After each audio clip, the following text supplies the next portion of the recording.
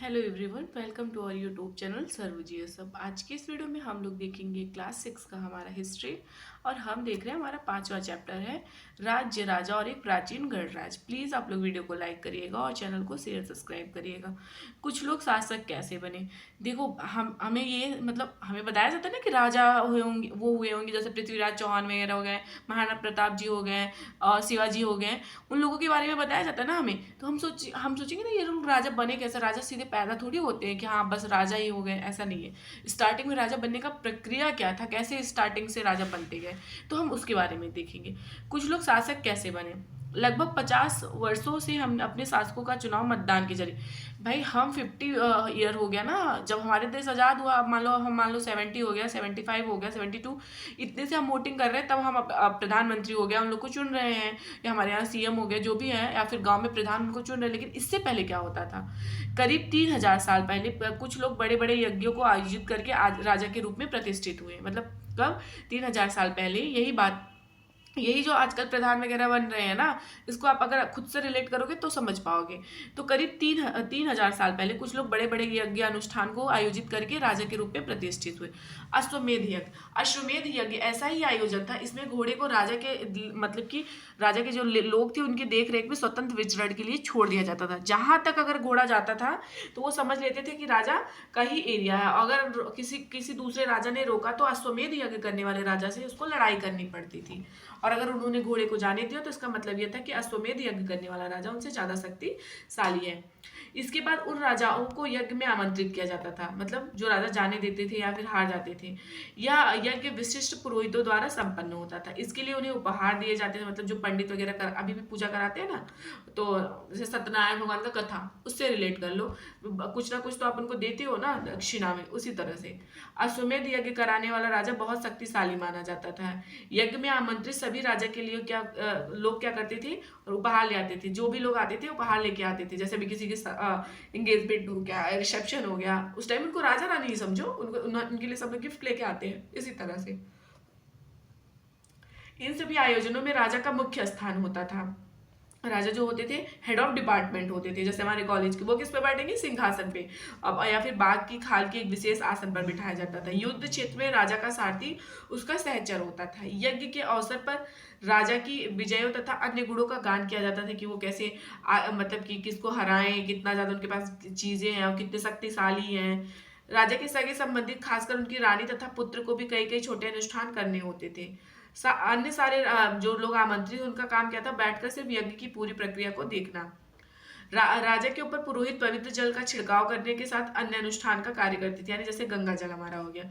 विष अथवा वैश्य जैसे लोग जो है क्या जाते थे, समान उपहार, जिन्हें पुरोहित क्या मानते थे, शूद्र मानते थे। उन्हें कई अनुष्ठानों में शामिल नहीं किया जाता। मतलब पुरोहित जो थे ना, जिसको क्या करते थे, शूद्र मानते थे, तो उनको अनुष्ठानों में शामिल नहीं करने देते थे वो। वर्ण, उस समय ना 4 सामाजिक वर्ण थे, ब्राह्मण, क्षत्रिय, वैश्य एवं शूद्र। ब्राह्मण का काम क्या था, ब्राह्मणों का काम वेद का अध्ययन अध्यापन कराना था और यज्ञ कराना था। क्षत्रिय जो थे लोगों का रक्षा करना था उनका काम। वैश्य जो थे व्यापार करते, शूद्र जो थे इन तीनों का सेवा करते थे। ठीक, इस तरह से पहले विभाजित था। जनपद, महायज्ञों को करने वाले राजा अब जन के राजा ना होकर जनपदों के राजा माने जाने लगे। मतलब जो बस एक एरिया के राजा थे स्पेसिफिक, अब वहां के नहीं हो के पूरे मतलब देश के। जैसे मान लो तुम्हारे गांव में कोई प्रधानी का चुनाव करे, वो जीत जाए, फिर थोड़े दिन बाद वो विधायकी लड़े, फिर वो थोड़ी बाद तो सीएम बन जाए, फिर कुछ दिन बाद वो क्या होके सीधे प्राइम मिनिस्टर बन जाए। तब वो जन का मतलब कि जनपद का राजा ना होकर वो कहाँ का बन गया, महाजनपद का राजा बन गया। ठीक, और अब उसके बाद से हम देखते हैं। ठीक, पुरातत्वविदों ने इन जनपदों की कई बस्तियां की खुदाई की। दिल्ली में पुराना किला, उत्तर प्रदेश में मेरठ के पास हस्तिनापुर और एटा के पास अंतरजी खेड़ा इसमें से प्रमुख है। खुदाई से पता चलता है कि लोग झुपड़ी में रहते थे, मवेशी तथा अन्य जानवरों को पालते थे। वे गेहूं, चावल, मतलब कि धान, जौ, दाल तथा तिल तथा सरसों जैसे फसलें उगाते थे। लोग मिट्टी के बर्तन भी बनाते थे। इनमें से कुछ धूसर, कुछ लाल रंग के होते थे। इन पुरास्थलों में कुछ विशेष प्रकार के बर्तन मिले जिन्हें चित्रित धूसर पात्र के रूप में जाना जाता है। जैसा कि इनके नाम से स्पष्ट है, इन बर्तनों पर चित्रकारी की गई। ये आमतौर पर सरल रेखा तथा ज्यामितीय आकृति के रूप में है। महाजनपद स्टार्ट होता है यहाँ से हमारा। करीब 2500 साल पहले कुछ जनपद अधिक महत्वपूर्ण हो गए। अभी मैंने आपको समझाया ना, इन्हें महाजनपद कहा जाने लगा। मतलब इनमें से जैसे कुछ से जैसे हो गए मगध वगैरह। अधिकतर महाजनपद की राजधानी होती थी, कई राजधानियां किले बंदी होती थी, मतलब कि चारों तरफ किले से बंद कर दिया जाता था और उसके अंदर राजधानी, इनके चारों ओर लकड़ी ईंट पत्थर की ऊंची ऊंची दीवार बनाई जाती थी।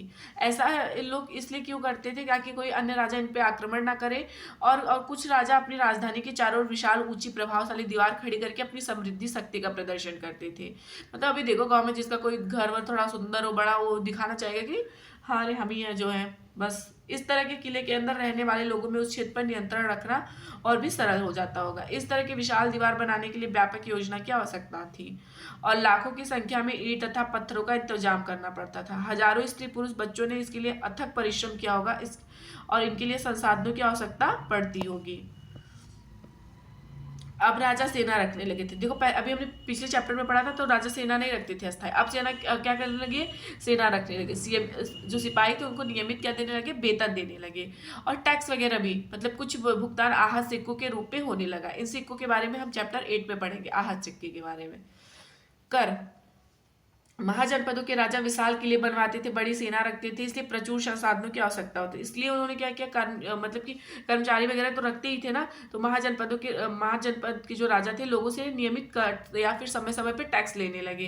उपहारों पे वो निर्भर नहीं हो रहे, मतलब कि बस कोई उन्हें गिफ्ट दे बस उससे हो जाए, नहीं, अब वो नियमित रूप से कर लेने लगे, टैक्स वसूलने लगे।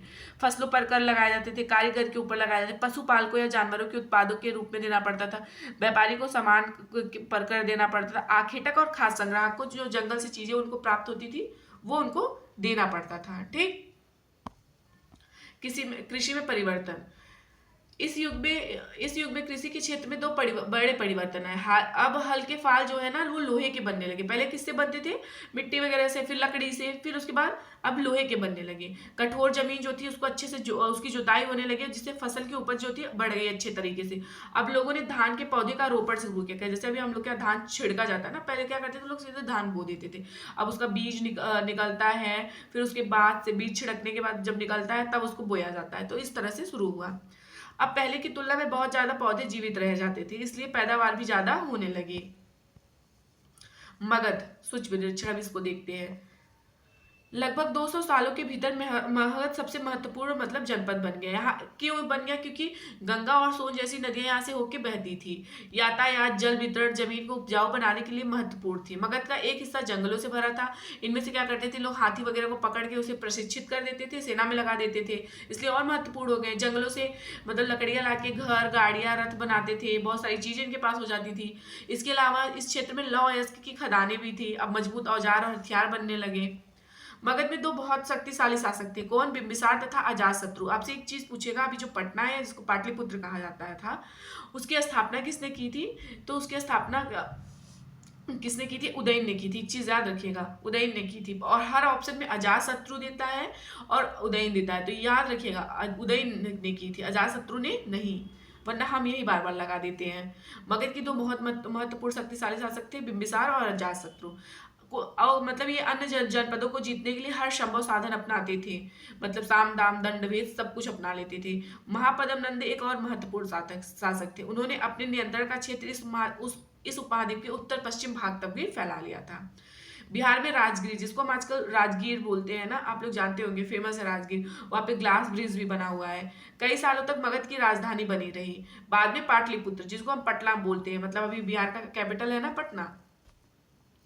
2300 साल पहले की बात है कि मेसोडोनिया का राजा सिकंदर ये विश्व विजय करना चाहता था। पूरी तरफ से ये सफल ना होने पर वो मिस्र और पश्चिमी एशिया की तरफ, मतलब कुछ राज्यों को जीतता हुआ भारत उपमहाद्वीप की तरफ पहुंचा, ब्यास नदी को पार करते हुए। लेकिन उसकी जो सेना थी ना, मगध की तरफ कूच करे, मतलब मगध की तरफ आने से मना कर दी, क्योंकि उनको भय था कि वहाँ भारत के जो शासक है उनके पास पैदल रथ है, हाथियां की बड़ी सेना है, सीधे हाथियों से वो लोग कुचलवा देंगे।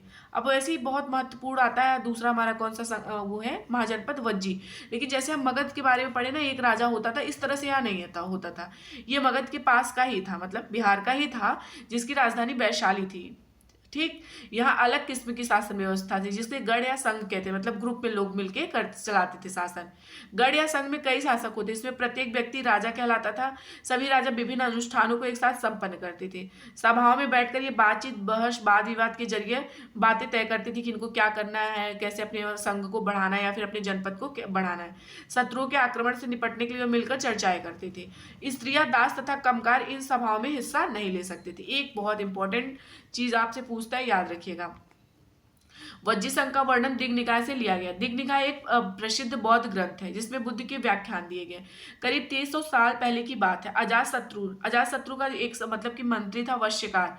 उसको अजातशत्रु ने बुद्ध के पास भेजा कि आप जाके पता करो कि हम वज्जी संघ को क्यों नहीं जीत पा रहे हैं और कैसे उसको जीत सकते हैं। तो बुद्ध ने एक चीज कहा कि वज्जी संघ का कोई कुछ नहीं कर सकता जब तक वो पूर्ण रूप से नियमित सभाएं करेंगे, आपस में मिलजुल कर काम करेंगे, पारंपरिक नियमों का पालन करेंगे, बड़ों का सम्मान और समर्थन करेंगे, वज्जी में महिलाओं के साथ जोर जबरदस्ती नहीं करेंगे, शहरों तथा गांव में चैत्यों का रख रखाव करेंगे और विभिन्न मतावलंबी यानी संत वगैरह जो होंगे उनको उनके आने जाने पे मतलब रोकेंगे नहीं और कोई टैक्स नहीं लेंगे। तो ये किसने कहा था? वश्यकार को बुद्ध ने कहा था। कई शक्तिशाली राज्य इन संघों को जीतना चाहते थे। इसके बावजूद उनका राज्य अब से लगभग 1500 साल पहले तक चलता रहा। उसके बाद गुप्त शासकों ने गढ़ और संघ पर विजय प्राप्त कर लिया। इसके बारे में हम चैप्टर 9 में पढ़ेंगे। तो हमारा चैप्टर समाप्त होता है। प्लीज वीडियो को लाइक करिएगा, चैनल को शेयर सब्सक्राइब। नोट्स लेना होगा तो नोट्स कमेंट बॉक्स में जो नंबर है उस पर आप मैसेज करिएगा। नोट्स की प्राइस 21 रुपीज़ है। उसमें हिस्ट्री, ज्योग्राफी, पॉलिटिकल साइंस तीनों है। Thank you.